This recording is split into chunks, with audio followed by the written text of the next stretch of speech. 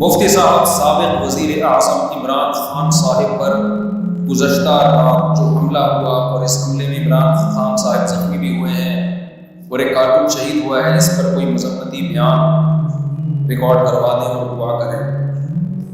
دل سے دعا ہے بھائی جو بھی ساتھی شہید ہوا، اللہ تعالیٰ اس کی مغفرت کرے، اس کے لواحقین کو صبر جمیل کی توفیق دے۔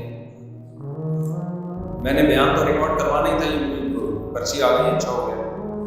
باقی جو حملہ ہوا ہے 100% اس میں تو دو رائے نہیں ہو سکتی، تو جس نے بھی حرکت کی ہے انتہائی درجے کی جہالت ہے کی ہے،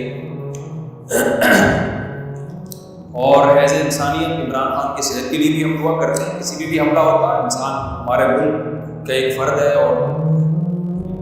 مسلمان بھی ہے، پاکستانی بھی ہے، سابق وزیر اعظم بھی ہے، یہ تین حق ہیں۔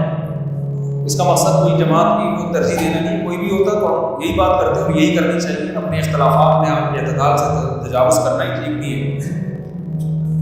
باقی یہ کہ حملہ کیا کس نے، اس کے بارے میں مجھے کچھ بھی معلومات نہیں،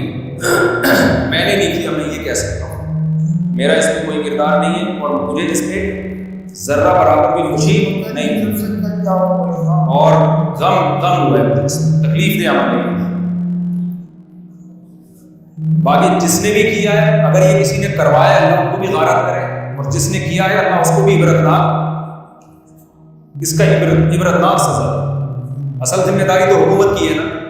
جو بندہ شہید ہوا ہے اس کے لواحقین اس قاتل کو لٹکوا سکتے ہیں، پاکستان کا لا پھانسی ہے، اس کو سزا دلوا سکتے ہیں، ان کو بھی چاہیے کہ اس کو اس کے کیفر کردار تک پہنچائیں۔